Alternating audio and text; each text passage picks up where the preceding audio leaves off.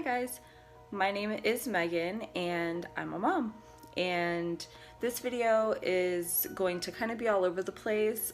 It's my first video, and so might not do everything perfectly, but this is just me kind of opening up and explaining kind of what this channel is going to be about.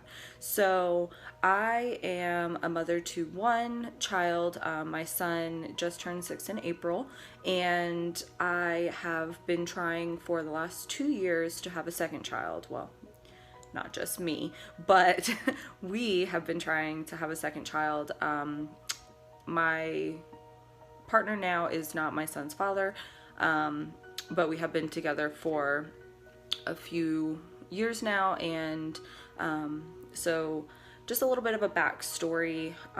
When I was younger, I had my son at 19. Well, I got pregnant at 19. I had him at 20, and still very young, but prior to conceiving him, I had been pregnant once before and had a very late miscarriage. Not anything that was late enough to be considered stillborn, but it was a second trimester miscarriage. I was 18 weeks. It was very sudden. It was surprising. I had spoken with my doctors, and they had mentioned that I would most likely have fertility issues in the future, that I would be very high risk with any other pregnancies, and that it would most likely be very hard for me to ever conceive again, and that they were surprised that I had gotten pregnant, which, looking back on it, I'm kind of not sure why a doctor would have said that to me. They had not run any of the testing that would have given them that sort of a conclusion. So that gave me the impression when I was younger that, I don't need birth control, aside from, STD prevention. If I was in a committed relationship with someone and we had both been tested, that there was no need for using a condom because I couldn't get pregnant. So I had been with my son's father at the time. We had been together. We were in a committed relationship. We were in love, and he knew about the discussion with my doctor about endometriosis, and that he had said it would be very complicated for me to have kids in the future. And so we weren't using protection, and we were in the mindset of, if it happens, it's meant to happen. If God wants to give us a child, he will. Whatever your viewpoints of religion are aside, at the time I was a very religious person. I still do believe, but that was our mindset. He at the time was very religious and said, if it's meant to happen, he'll make it happen. So we were not using any sort of protection, and then I did find out I was pregnant again, and just very similar to what my doctor had said, it was also a very high-risk pregnancy. I did, around the 24 to 26 week mark, start experiencing really heavy contractions, worse than, what typical Braxton Hicks would be. They actually had to stop my labor. I stayed at about 1 centimeter for quite a while, but fortunately my water never broke. So I was able to carry all the way to 39 weeks and a few days. I was like 39 weeks and 4 days when I actually had my son. I was like 39.3 when my water broke. I was due on April 5th, and my water broke on April 1st. Cannot explain how fun it is to convince all of your friends and family on April Fool's Day that your water has broken. So he decided to April Fool's me. He came on April 2nd, and that was when I had my son.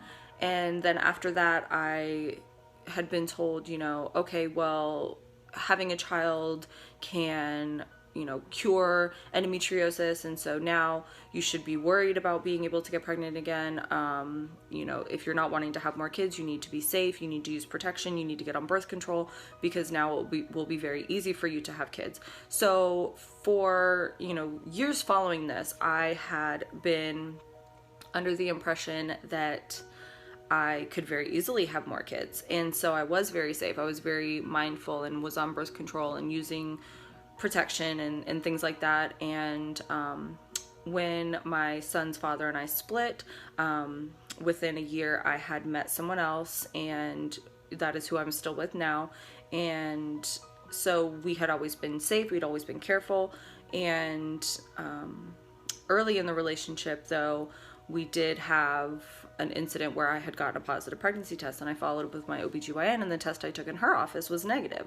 And I had asked her about this, and I had shown her the test. I brought it with me and said, you know, this is very clearly a positive pregnancy test. The 2 lines were there. It was one of those clear blue tests, and it was the one where the line goes up and down and the line goes across, and the line up and down means pregnant.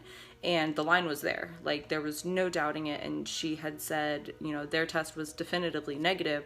And I had been having some bleeding and cramping, which I thought was my period starting, which is why I was so concerned and followed up with her. And she said that it was most likely a chemical pregnancy or just very early miscarriage. And, you know, that I certainly was not pregnant at that time. And that the chemical pregnancy or early miscarriage is what it was. So after that, we were like, okay, well, we definitely want to be more careful. And over the next few years, probably about a year and a half, I started noticing a lot of issues. I started noticing that I was having a lot of pain. I was having a lot of pain with my menstrual cycle. I was having a lot of pain with intercourse, and that was not normal for me. I normally did not have very heavy periods, and then intercourse had never been painful either. And I started having extreme fatigue. I was very caffeine dependent. I could not get through my day without energy drinks and coffee and, you know, just anything to keep me awake. I was very tired all the time. I noticed that I started to have migraines, really intense, painful migraines that lasted for days. And I'd always had like tension headaches and stuff, but not to this extreme. Like this was crippling. I could not work. I was going into the hospital because they would last for days and nothing I took would help. And they would have to give me like a combination of medications with sedatives just so that I could like get comfortable enough to just sleep it off. And so over the next year and a half, I was having all of these issues that started arising, and I'm just thinking my body's falling apart. I'm like, you know, what is this? Where is this coming from? Why am I feeling like this? I'm being referred to all these different specialists. When I was having stomach pains, I was being referred to a GI. When I was having the migraines, I was referred to a neurologist. When I was having the fatigue, I was told to follow up with my primary for, you know, a battery of testing, like blood work and different things to see. They were checking my thyroid, they were checking my A1Cs, they were checking everything. And they could never come to an agreement on what was wrong, what was causing this, you know. Finally, it wasn't until I started having breast pain that we had moved to a new area, and so I needed to start with a new OBGYN, and I was having the breast pain, and I wanted to try a new birth control, so I went and saw who became my new OB, and, well, at that time he was just my gynecologist, but he was an OBGYN, and he had asked me if I had anything other than just the breast pain and the birth control, if that was my only concern. And I, had told him, I said, well, I've been having a lot of things going on lately. I've been having fatigue and headaches and painful periods and intercourse and, all these other things. And he kind of was like, it was almost like something clicked, like a piece fell into place for him. And he was like, have any of your previous doctors ever discussed the possibility of endometriosis? And I said, yeah, a really long time ago before I had my son, my doctors had mentioned it, but after I had my son, they said that I should not have any issues with that anymore, that I should be in the clear. And my doctor said that is a very common misconception, and that was the old way of thinking, was that, either hysterectomy or childbirth could cure endometriosis and that you would no longer have issues with it anymore. And he said that's not true. After childbirth, you will still have endometriosis. It may not be as prevalent because usually after childbirth, women get on birth control, and the symptoms are dulled. And that's what happened with me, was over, the previous 4 years after I had had my son, I had been on birth control for so long, and therefore the symptoms were dulled. But I had stopped taking birth control because it just wasn't mixing well with me, and we had just switched over to strictly using condoms. And I had started seeing the symptoms over the next year and a half, and he said that's very common, that the symptoms will start to come back and they'll be very intense. And he said, you can start taking birth control now, or he had discussed whether or not we had planned on having more children, whether that was something we were thinking of in the near future, or, if I wanted to just go ahead and get on birth control, and then he could do the laparoscopy to stage the endometriosis and see exactly what was going on internally and see if, there was a way he could remove any of it. But he said he did not want to do surgery if we were thinking about actively trying to have another child. And he said that we would have to try naturally for a year before I could take any fertility treatments or ovulation stimulants like Clomid or Femara. And he said that, he did not recommend waiting until I was in my 30s to try to have more children. At the time I was 25. And he had said that, he could go ahead and do the surgery now and I could get on birth control and I would probably notice relief, but that would prolong us being able to try to conceive. And his recommendation was for me to no longer use any sort of protection and for us to actively try to get pregnant. And so we chose to do that. We talked about it and we decided that yes, we did want to have more kids and we didn't want to wait, and run the risk of waiting too long, waiting to the point where we could not have more kids and that, it would be even harder and more expensive. And so we decided to start trying. And we tried naturally for a year, and then we had moved again, and I started seeing a new OBGYN, and around the time that I came due for my annual was at the same time that we had hit the 1 year mark that we had been trying. And so I had mentioned this to her and explained to her kind of what we had already gone through, and she decided we would go ahead and give us the prescription for Clomid. I was already too late into my cycle to start trying it then. I was on like cycle day 5 or something. And so she wanted to have me try it for my next cycle. Sorry if I'm moving around a bunch. I fidget. So sorry. So she was like, well, take this your next cycle and we'll see where it goes. So I've now done 6 cycles of Clomid and all of them have been unsuccessful. I started at 50 milligrams, then 100, then 150, and then 200. And once we had done the 5th cycle at 150 milligrams, she had called me in and told me, let's go over some options.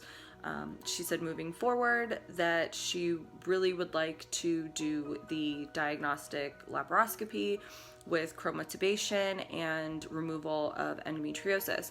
She wants to go in and stage my endometriosis, see what it's looking like, do the test, the chromotubation, to see if my tubes are blocked, and to try to remove as much endometriosis as she can get to. She does the excision method, which if you know anything about removal of endometriosis, there are 2 different types of surgery methods that you can use for removal. There's excision and then there's ablation. Ablation is just where they kind of burn off the top layer of it, whereas excision actually cuts it out. So if you think about like an iceberg, imagine just kind of snipping off the top of the iceberg while all of that underneath is still left. So that's why the excision method is preferred, and that is my OBGYN's preferred method for endo removal. So that was comforting. I've done a lot of research into the procedure itself, just kind of anticipating having it happen. So she said she's going to do the test. We're going to see if my tubes are blocked. She's going to remove as much endometriosis as she can get to. And she also is, kind of preparing me for the possibility of having to do any sort of additional procedures. You know, she said that if it is like stage 3, stage 4, it could be on my appendix, it could be on my bowels. And so she had said that there is a possibility of appendectomy and even bowel resection if it's bad enough. She says that there's no way to know until she gets in there, but just to be prepared for it. So I had spoken with my job and let them know. We've scheduled surgery. It was scheduled for October, so not this month, but next month. And we have scheduled the surgery. I have pre-op appointment. I have post-op appointment. So I kind of, just let my job know this is what's happening. And I don't know how long I'll be out of work. I don't. It depends on how extensive everything is. It depends on how long I'm under. It depends on how bad it is, how much needs to be removed. If she does need to remove my appendix, if there is, extensive scar tissue on my bowels and she needs to do a resection. So if that's not an issue and she can just kind of get in, get out, do what she needs to do, within an hour, I'm looking at a few days to a week. But if it is more severe and she has to do these extensive procedures, we're looking at more like a couple of weeks for recovery. So that's kind of an unknown. However, I am optimistic. I'm very excited that we're finally at the point where we're going to get some real definitive answers. We're going to know if we can try IUI. We're going to know if IVF is our only option. So it's going to give us a lot of good answers that we need. She said that she has a great RE that she wants to refer me to for the IUI or IVF, whichever procedure I'm eligible for. I'm hoping for IUI just because it's cheaper. Insurance doesn't cover a lot of this. I have very great insurance, but a lot of this stuff isn't covered by insurance and you have to pay out of pocket. We did just move into a new home and we just paid for a cruise for my birthday. So money's a little tight right now. So, of course we would be able to do it, but we would rather go the cheaper route just because we don't know how many rounds we'll have to do. So that is kind of where we're at. We are very hopeful that the fact that we have had 2 chemical pregnancies, that is a sign that my tubes will not be blocked. However, the last chemical pregnancy was almost 2 years ago.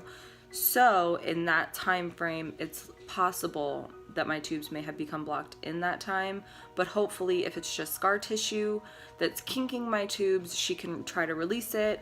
But if it is more extensive than that, she said that she would not be able to do any sort of a unblocking because of how vascular the fallopian tubes are. So we're just kind of hoping and praying that she gets in there and everything, looks good, because your level of pain is not indicative of how severe your endometriosis is.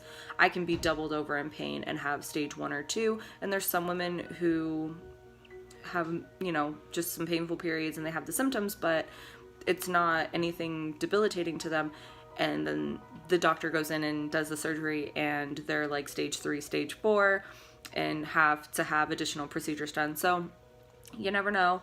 We're not going to know until October. So we're just kind of holding on to hope that my tubes are going to be open, and then we can try IUI, and hopefully we'll only have to do 1 round and it'll be successful. So fingers crossed for that.